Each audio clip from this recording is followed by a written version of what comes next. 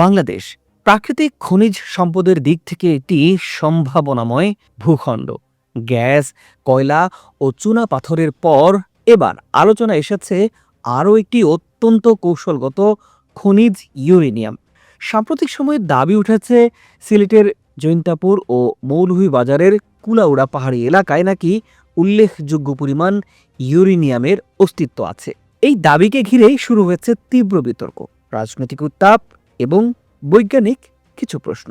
এই বিতর্কের কেন্দ্রবিন্দুতে উঠে এসেছেন ঢাকা বিশ্ববিদ্যালয়ের ছাত্র সংসদ ডাকসুর সাহিত্য সম্পাদক মোসাদ্দেক আলী। এক বক্তব্যে তিনি দাবি করেছেন, বাংলাদেশের পাহাড়ের নিচে যে পরিমাণ ইউরেনিয়াম আছে সেটি উত্তোলন করা গেলে ভারতকে বহুবার ধ্বংস করা সম্ভব। এই বক্তব্য সামাজিক যোগাযোগ মাধ্যমে ছড়িয়ে পড়তেই দেশ জুড়ে শুরু হয় তোলপাড়। শুধু বক্তব্য দিয়েই থেমে থাকেননি মোসাদ্দেক আলী। পরবর্তীতে নিজের ফেসবুক স্ট্যাটাসে তিনি এর ব্যাখ্যাও তুলে ধরেছেন। নিজের বক্তব্যে মোসাদ্দেক আলী বলেছেন, সাম্প্রতিক সময়ে বাংলাদেশের সার্বভৌমত্ব নিয়ে সবচাইতে বেশি হুমকি ধামকি আসছে প্রতিবেশী দেশ ভারত থেকে। তার ভাষায়, ভারতের রাজনৈতিক ও সামরিক মহল প্রায়ই পারমাণবিক শক্তির কথা বলে হুমকি দিচ্ছে বাংলাদেশকে, অথচ তারা জানে না মৌলভীবাজারের কুড়াউড়া পাহাড়ে যে পরিমাণ ইউরেনিয়াম থাকার সম্ভাবনার কথা বলা হয় তা উত্তোলন করা গেলে ভারতকে অসংখ্যবার ধ্বংস করা সম্ভব। যদিও তিনি দাবি করেন বাংলাদেশ ধ্বংস চায় না, বরং এমন একটি সরকার চায় যা দেশের এই প্রাকৃতিক সম্পদ কাজে লাগাতে সক্ষম হবে। সর্বপ্রথম 1975 সালে বাংলাদেশ আণবিক শক্তি কমিশন মৌলভীবাজারের জুড়ি উপজেলার ফুলতলা ইউনিয়নের ষাড়েরগঞ্জ পাহাড়ে ইউরেনিয়ামের অস্তিত্ব খুঁজে পায়। 1981 সালের মার্চ মাসে সাবেক রাষ্ট্রপতি জিয়াউর রহমানও শাটনলের ওই ইউরেনিয়াম সমৃদ্ধ এলাকা পরিদর্শন করেছিলেন। এরপর কেটে গেছে কয়েক যুগ। তবে এই বিষয়টি নিয়ে বিগত সবগুলো সরকারের উদাসীনতা এখন নানা ধরনের প্রশ্নের জন্ম দিচ্ছে। ডাকসুর সাহিত্য সম্পাদক মোসাদ্দেক আলীর এই বক্তব্যের পরই স্বাভাবিকভাবে উঠে আসে একাধিক মৌলিক প্রশ্ন। সত্যি কি বাংলাদেশের মাটির নিচে ইউরেনিয়াম আছে? থাকলেও সেটি কি বাণিজ্যিকভাবে উত্তোলনযোগ্য? আর উত্তোলন করা গেলেও বাংলাদেশের মতো একটি দেশের পক্ষে কি আদৌ পারমাণবিক অস্ত্র তৈরি করা সম্ভব? কেন এত দীর্ঘকাল ধরে অবহেলায় পড়ে আছে এই বিষয়টি? প্রিয় দর্শক, এসব বিষয়ের আদ্যোপান্ত জানাবো আজ আপনাদের সাথে আছি আমি শাহাদাত হোসেন। সাম্প্রতিক সময়ে মোসাদ্দেক আলী তার ফেসবুক স্ট্যাটাসে বিষয়টি নিয়ে লেখার পর থেকেই এসব প্রশ্নের উত্তর খুঁজতেই আবারও আলোচনায় আসে এই বিষয়টি। নিজের ব্যাখ্যায় তিনি দাবি করেছেন, বাংলাদেশের ইউরেনিয়ামের সম্ভাবনার কথা নাকি আন্তর্জাতিক অঙ্গনেও আলোচিত হয়েছে একাধিকবার। এমনকি যুক্তরাষ্ট্রের সাবেক পররাষ্ট্রমন্ত্রী হিলারি ক্লিন্টনও বাংলাদেশ সফরের সময় কুলাউড়া পাহাড়ের প্রসঙ্গ তুলেছিলেন বলে উল্লেখ করেছেন তিনি।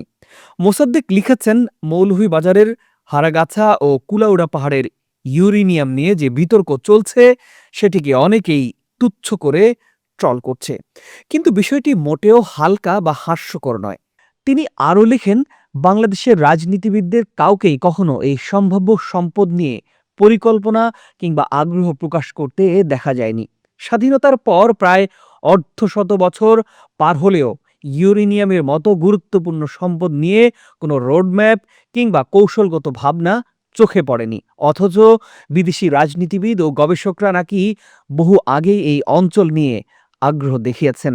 তার দাবি অনুযায়ী 1975 সালে প্রথম কুলাউড়া ও জৈন্তাপুর এলাকায় ইউরেনিয়ামের সন্ধান পাওয়া যায়। 1985 সালে ভূতাত্ত্বিক জরিপ অধিদপ্তর পুনরায় অনুসন্ধান চালিয়ে এর অস্তিত্বের বিষয়ে নিশ্চিত হয়। সে সময় মৌলভীবাজারের জুড়ি ও সিলেটের জৈন্তাপুর থেকে সংগৃহীত মাটি পরীক্ষায় দেখা যায় প্রতি 10 লাখ কণার মধ্যে 500 থেকে 1300 ইউরেনিয়ামের কণা আছে। অর্থাৎ এই মাটিতে ইউরেনিয়ামের মাত্রা ছিল 500 থেকে 1300 পার্টস পার মিলিয়ন, যা বিশ্বের কিছু ইউরেনিয়াম খনির তুলনায় কম নয়।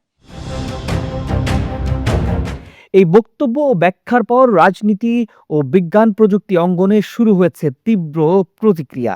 অনেকেই এটিকে অবাস্তব ও দায়িত্ব জ্ঞানহীন মন্তব্য হিসেবেই দেখছেন। আবার কেউ কেউ বিষয়টি নিয়ে সরকারের দৃষ্টিও আকর্ষণ করেছেন।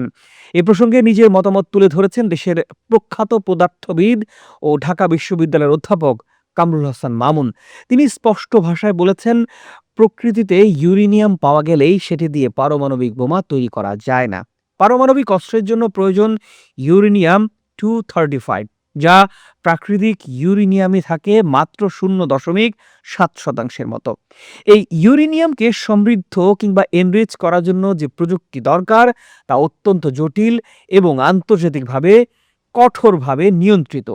অধ্যাপক মামুন স্মরণ করিয়ে দেন, ইরান এই এনরিচমেন্ট প্রযুক্তি অর্জনের চেষ্টা করায় বছরের পর বছর ধরে নিষেধাজ্ঞা, চাপ ও সামরিক হুমকির মুখে আছে।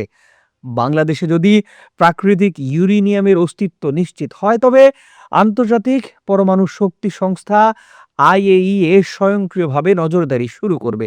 তখন বাংলাদেশকে নানা আন্তর্জাতিক বাধ্যবাধকতা ও নিষেধাজ্ঞার মধ্যে পড়তে হতে পারে। তিনি আরও বলেছেন, কাজাখস্তানের মতো দেশে বিশ্বের অন্যতম বৃহৎ ইউরেনিয়াম মজুদ আছে, কিন্তু সেই দেশও ইচ্ছে মতো পারমাণবিক অস্ত্র তৈরি করতে পারেনি বা প্রতিবেশীদের হুমকি দেয়নি, কারণ আন্তর্জাতিক আইন ও চুক্তি সেখানে বড় বাস্তবতা। বিশেষজ্ঞদের মতে, মৌলভীবাজারের কুলাউড়া, জুড়ি ও সিলেট অঞ্চলে ইউরেনিয়াম থাকার সম্ভাবনা নিয়ে দীর্ঘদিন ধরে আলোচনা চলছে। 1975 সালে জৈন্তাপুর ও গোয়াইনঘাটে তেজস্ক্রিয় বালুর সন্ধান পাওয়া গেছে। ভারতের মেঘালয় রাজ্যের ডোমিয়াসাটে বড় ইউরেনিয়াম খনি থাকায় ধারণা করা হয়, কাছাকাছি হওয়ায় সিলেট অঞ্চলেও কিছু পলিস্তরে ইউরেনিয়াম জমা হতে পারে। তবে মূল বিতর্কের জায়গাটি হলো বাণিজ্যিক সম্ভাবনা। পরমাণু শক্তি কমিশনের বিভিন্ন প্রতিবেদনে বলা হয়েছে, এই অঞ্চলে ইউরেনিয়ামের ঘনত্ব তুলনামূলকভাবে কম।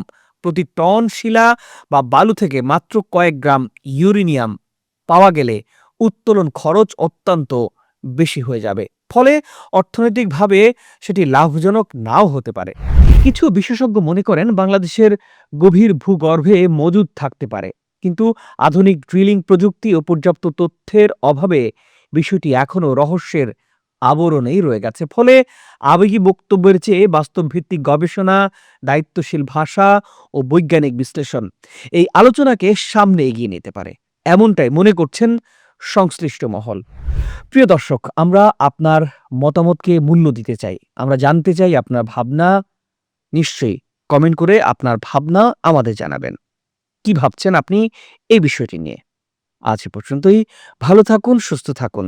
দেখা হবে পরবর্তী কোনো সম্ভাবনার তথ্য সংবাদ নিয়ে।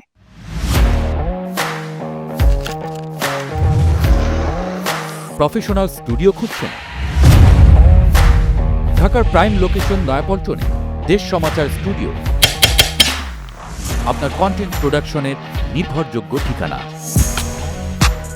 এখানে পাবেন 4K ক্যামেরায় মাল্টি অ্যাঙ্গেল রেকর্ডিং, আছে গ্রিন ও ব্ল্যাক স্ক্রিন সেটআপ, উন্নত মানের মাইক্রোফোন ও sound proof voice over booth. আপনার পছন্দ মতো স্টুডিও ডিজাইন করার সুযোগও থাকছে। Hazrat Shahjalal news content, talk show, interview বা পডকাস্ট, যা কিছুই করেন এখানে পাবেন প্রফেশনাল সেটআপ আর ফুল এডিটিং সাপোর্ট। আপনার চাহিদা অনুযায়ী বুক করতে পারেন আজই। কল কিংবা হোয়াটসঅ্যাপ করুন এই নাম্বারে 017202106557। ভিজিট করুন আমাদের ওয়েবসাইট ও ফেসবুক পেজ।